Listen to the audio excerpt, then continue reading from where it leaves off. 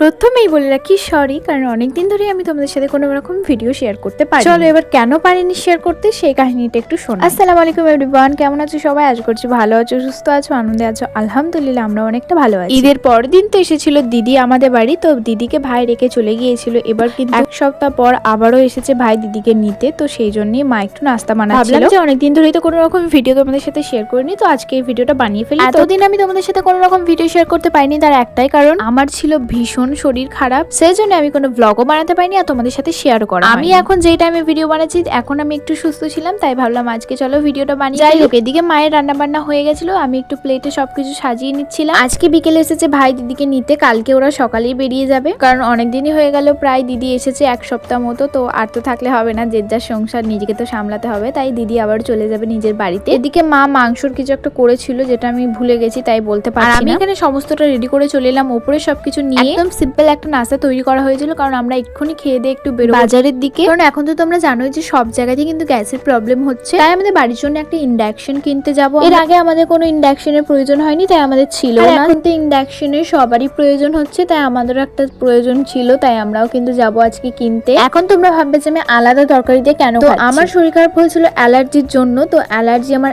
এত হয়েছিল মানে ধারণার বাইরে। আমি যে কি ভুগেছি এই 4-5 দিন এটা নিয়ে, সেটা আমিই জানি শুধুমাত্র। এবার কি থেকে অ্যালার্জি হচ্ছে সেটা তো আমরা কেউই বুঝতে পারছি। ডাক্তারের কাছে গিয়েছিলাম, ডাক্তার আমাকে কিছু কিছু খাবার বারণ করেছে খেতে, আর এটাও বলেছে যে তোমার যদি কোনো সন্দেহ হয় যে এই খাবারটা খেয়েছিলাম আমি সেই দিন, তারপরে অ্যালার্জি হয়েছে, তো সেটাও। মা তো আজকে তরকারি গরু মাংস দিয়ে করেছিল, তো সেটা আমার একটু সন্দেহ হচ্ছিল, তাই আমি সেটা খাইনি, শুধু আলু আর ঝোলটা দিয়ে খেয়েছিলাম। তো এখানে আমরা সবাই রেডি হয়ে গেছি যাওয়ার জন্য। এর সাথে সাথে আজকের ভিডিও এখানে এন্ড করছি। সবাই ভালো থেকো, সুস্থ থেকো, আমাদের জন্য অনেক অনেক অনেক দোয়া করো। বাই, আল্লাহ হাফিজ।